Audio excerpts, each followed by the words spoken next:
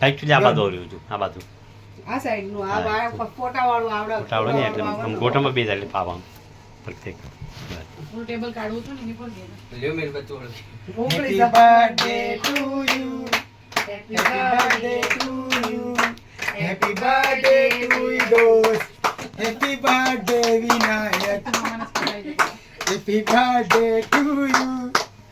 happy birthday to you happy birthday Vinayak નહીં આમાં પેલા છે દાદા ન્યાય નથી પેલા ખાઈ લેવો ને